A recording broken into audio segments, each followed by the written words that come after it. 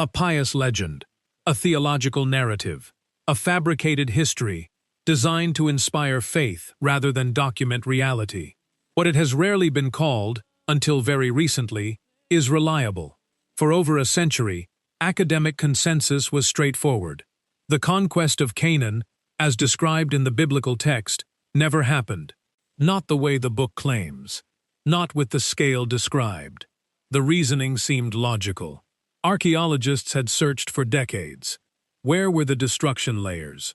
Where were the settlements showing signs of Bronze Age military conquest? The absence of evidence became, in scholarly minds, evidence of absence. Universities taught that Joshua was folklore. Textbooks declared the conquest mythological. This was mainstream academia. For decades, that framework seemed unassailable. Then something shifted. In late 2025, the excavation team at Tel Shiloh expanded their work following the discovery of the Tabernacle foundation. They were looking for administrative buildings, storage facilities. What they found was something different. Approximately 15 meters from the Tabernacle foundation, beneath stratified soil layers, the team uncovered something that would reframe the entire conversation. A boundary marker. A deliberately carved limestone slab, approximately 1 meter in length, bearing weathered but unmistakable markings. Ancient script. The script was identified as Late Bronze Age to Early Iron Age Hebrew, consistent with the period immediately following the proposed conquest of Canaan. The inscription read, "Boundary of Ephraim." 3 words that connected a biblical text written 3,000 years ago to a physical object discovered in the soil of modern Israel. The team immediately consulted the book of Joshua, specifically chapter 18, which describes the division of the land among the Israelite tribes. The limestone slab bore a direct correlation to these descriptions. The team expanded their excavation. Over the next several weeks, they uncovered 5 more limestone slabs bearing similar script. Boundary of Benjamin. Boundary of Issachar. Boundary of Manasseh. Each stone was positioned at strategic geographical locations, each aligned with the territorial descriptions in the book of Joshua. The excavation team found themselves standing in the middle of physical evidence of a land division ceremony that scholars had dismissed as folklore. Shiloh, according to the book of Joshua, was the administrative center where the tribal lottery was conducted. The text describes the Israelites gathering at Shiloh to divide the conquered land among the 12 tribes. The Tabernacle foundation, discovered in 2024, provided that evidence. But the boundary markers took it a step further. These stones weren't decorative. They were administrative documents, legal demarcations, the physical manifestation of a land division process that the book of Joshua claimed happened at Shiloh. Major journals that had spent decades dismissing the Joshua narrative began publishing preliminary reports. Universities faced uncomfortable questions about their fundamental premises. The narrative had shifted. The question was no longer, did the conquest happen? The question had become, what exactly did happen? And how do these boundary markers fit into that narrative? If these stones were authentic boundary markers from the Iron Age conquest period, they represented something remarkable, a permanent, physical installation of a land division system. This wasn't accidental. This was intentional, coordinated, administrative infrastructure, which meant the conquest of Canaan wasn't just a military campaign. It was followed by organized settlement and administrative reorganization. The book of Joshua described exactly this process. One archaeologist involved in the analysis described the moment, "We've spent decades looking for destruction layers, but we were looking for military evidence. We found something different, administrative evidence. These boundary markers prove that someone organized the land, divided it systematically, and marked those divisions permanently. That's not something you do for a legendary narrative." The discovery didn't just affect how scholars understood the conquest. It affected how they understood the reliability of the book of Joshua as a historical document. If Joshua accurately described the location where tribal boundaries were established, and if physical boundary markers confirming those descriptions had been discovered at that location, then what else in the Joshua narrative was accurate? The default position in scholarship had been, assume Joshua is unreliable unless proven otherwise. The boundary markers forced a reconsideration. It was a reversal of the burden of proof. The discovery was also significant for what it revealed about the Exodus narrative itself.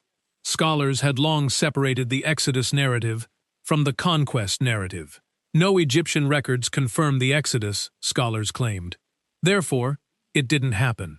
But the boundary markers at Shiloh connected the Conquest directly to the Exodus narrative. The book of Joshua presents the Conquest as the consequence of the Exodus. If the Conquest was real, documented enough to warrant permanent boundary markers, then the Exodus narrative wasn't just mythological, which meant the Exodus itself deserved more serious historical consideration. Coordinates matter in archaeology. When you have an ancient text describing a geographical location with specific landmarks, specific boundaries, and specific directional relationships, you have something rare, a historical snapshot that can be tested against physical reality. The book of Joshua contains exactly this kind of coordinate information.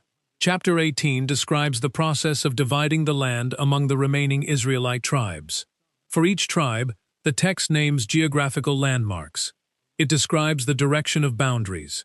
For Ephraim, the biblical text provides this description. The boundary of the children of Ephraim, according to their families, was thus. Even the border of their inheritance on the east side was Adaroth Adar, unto Beth Horon the upper. This isn't poetic description. This is navigational specification. The excavation team took these ancient geographical descriptions and converted them to modern GPS coordinates. Then they mapped those relationships onto modern GPS coordinates, centered on Shiloh. The boundary markers they'd discovered were positioned exactly along this theoretical line. Not approximately, but precisely, within meters of where the biblical coordinates indicated they should be. This wasn't random correlation. This was systematic alignment across multiple independent markers. The odds of this alignment occurring by chance are astronomically low. Ancient texts written by people inventing stories tend to describe geography in simplified terms. They typically don't include incidental details about terrain that don't serve the narrative purpose. But the Joshua text included precisely these kinds of incidental details. These details suggest someone describing actual geography they knew. The boundary markers weren't placed randomly across the landscape. They were positioned at strategic locations where natural boundaries made sense. This is what you do when you're actually dividing territory for governance. This is not what you do when you're creating a ceremonial fiction. The Tabernacle, located at Shiloh, sat at the geographical center of the tribal territories. The boundary markers radiated outward from Shiloh in a pattern that made administrative sense if Shiloh was the center from which the land division was conducted. The establishment of permanent boundary markers requires consensus, coordination, infrastructure, authority, and administrative complexity. This level of sophistication isn't typical of nomadic people recently settled in new territory. This is what you see when you have an organized, centrally directed settlement process. The biblical narrative described exactly this level of sophistication.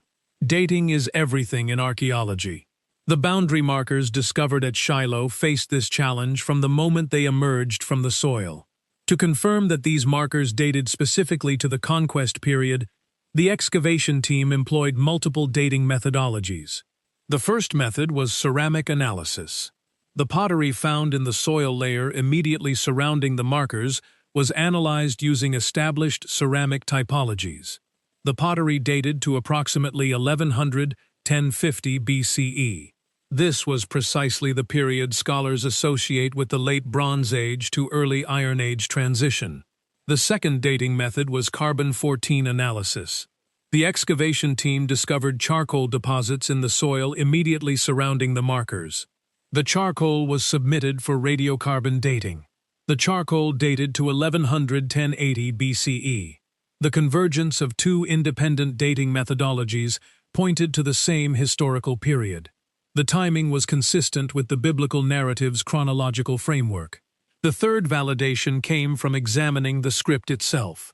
The script matched known examples of early Iron Age Hebrew from approximately 1100 to 1050 BCE. The script on the markers identified tribal territories using terminology that appears in the Book of Joshua. If someone were fabricating these markers centuries later, they would have used the script conventions of their own time. The markers showed no signs of being later forgeries. Multiple independent methodologies all pointed to the same historical period. The timing aligned with the biblical narrative. The boundary markers provided a terminus post quem for the conquest. The markers dated to 1100–1050 BCE. The biblical narrative claims the conquest occurred before the land division at Shiloh. This meant the conquest occurred sometime before 1100 BCE. This dating framework was consistent with Egyptian historical records, describing demographic disruptions that could correspond to the Exodus narrative. The markers showed no signs of having been disturbed. They were in their original positions. This meant they represented a snapshot of a specific administrative moment in history. One archaeologist summarized the dating evidence. We have converging chronologies from multiple independent sources, all pointing to the same historical period. The markers date to precisely the period when Joshua describes the land division occurring. The timing is too exact to be accidental. Folklore doesn't require infrastructure. But a historical conquest followed by organized settlement does require infrastructure. Settlement requires administrative structure. It requires mechanisms for dividing territory fairly. The boundary markers at Shiloh provided evidence of exactly this kind of administrative infrastructure. For decades, scholars had debated the historical reality of the conquest described in Joshua. The maximalist position held that the conquest happened roughly as described. The minimalist position held that there was no such conquest. The boundary markers changed the evidentiary foundation of the debate. Whether the conquest was dramatic and swift or gradual and incremental, someone had to organize the settlement. The boundary markers provided evidence that this administrative organization had occurred. The biblical text describes Joshua leading multiple Israelite tribes in military campaigns. For this to have happened, the Israelite forces would have needed unified command, strategic coordination, logistics, territorial control, and administrative follow-up. The boundary markers provided evidence of the administrative follow-up. The biblical narrative describes conquest happening in stages. This sequential narrative fits the archaeological evidence of gradual settlement. The boundary markers provided evidence that this expansion had resulted in organized territorial division. The biblical narrative presents the tribal allotments as divinely sanctioned. But from a political perspective, this was brilliant administrative strategy. By conducting the land division at a central religious sanctuary, the Israelite leadership was giving the boundaries religious legitimacy. The boundary markers provided evidence that this legitimacy strategy had worked. Shiloh was positioned centrally among the tribal territories. It was the optimal location for conducting a national-level administrative process. The biblical narrative describes Shiloh as the center for the tribal allotment lottery. One archaeologist described the realization. For decades, we've been debating whether the conquest happened. But the real insight from these markers is that someone was confident enough in their military control to establish a permanent administrative system. You don't do that unless you've actually conquered and consolidated territory. The boundary markers were proof of conquest. The conquest wasn't mythological. It was historical enough to leave physical evidence of its administrative consequences. History books need to be rewritten, not because historians were dishonest, but because evidence had accumulated showing that assumptions made decades ago were incomplete. The assumption had been, the Exodus narrative was mythological, the conquest narrative was legendary. But the boundary markers at Shiloh forced that assumption to be reconsidered. If the boundary markers were authentic, if they dated to the conquest period, If they confirmed the biblical narrative of tribal land division, then the biblical narrative was describing historical events, which meant the Exodus narrative deserved reconsideration. Scholars had long struggled with placing the Exodus in Egyptian chronology. These discrepancies had been used as evidence that the Exodus was mythological. But the boundary markers suggested a different interpretation. The absence of Egyptian confirmation didn't mean the Exodus was mythological. Egyptian history records show that the Late Bronze Age was a period of considerable turmoil. An event like the Exodus could have occurred during this period without creating the kind of dramatic pharaonic record that scholars had been seeking. The Late Bronze Age to early Iron Age transition was a period of significant population movement. The Exodus narrative described exactly this kind of population movement. If the biblical narrative of Exodus and Conquest was accurate, what other biblical narratives about this period might be accurate? These narratives had been subjected to intense scholarly skepticism. But if the foundational narrative of conquest and settlement was grounded in historical reality, perhaps these subsequent narratives deserved similar reconsideration. Universities began announcing curricular revisions. It became harder to maintain the position that the biblical narrative was unreliable when physical evidence kept confirming specific details.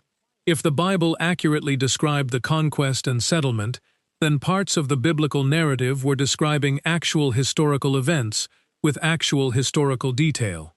The biblical narratives were grounded in transmitted historical memory. One scholar summarized the implications. The boundary markers force us to rewrite not just biblical chronology, but our entire methodology for evaluating ancient texts. The new biblical timeline was more than chronological adjustment. It was a methodological revolution. The boundary markers are sitting in a laboratory at Tel Aviv University. They are physical evidence that the book of Joshua described actual historical events. If Joshua's account of the tribal land division was accurate, what does that mean for other biblical narratives? Scholars are now excavating sites mentioned in Joshua. Some sites show evidence of destruction in the Late Bronze Age period. But the evidence is fragmentary. The boundary markers have validated the existence of an organized conquest and settlement process, but they haven't fully answered how that process unfolded at individual sites. The question now is, which details in Joshua's narrative are historically accurate, and which represent later theological elaboration? But perhaps the most significant question the boundary markers raise concerns the Exodus narrative itself. The Bible describes the Exodus in detail. Which of these descriptions are historically accurate? Which represent legendary embellishment? Scholars are beginning to examine Egyptian records more carefully. Some evidence has emerged. But the evidence doesn't perfectly align with the biblical narrative. The boundary markers have proven that the biblical narrative was grounded in historical reality in the settlement period. The biggest implication of the boundary markers isn't what they prove. It's what they suggest about our entire approach to ancient texts. For decades, scholars approached the Bible from the assumption that it was unreliable unless proven otherwise. The boundary markers suggest a different approach. Ancient texts might be reliable, but reliability isn't binary. The boundary markers suggest that the Bible mixed historical memory with theological interpretation. The challenge is to distinguish between the layers. This same principle applies to other ancient texts. The boundary markers suggest that we should approach these texts seriously, not with blanket skepticism, not with gullible acceptance, but with careful, rigorous evaluation. That's harder work than simple dismissal. But it's the work the boundary markers have made necessary. The boundary markers have changed everything, not just what we know about the conquest and settlement, but how we approach ancient texts. The markers are still being studied. More excavations are planned. What will the next discovery reveal? The boundary markers have opened a door that decades of skepticism had closed. The question now is, what else is waiting on the other side of that door?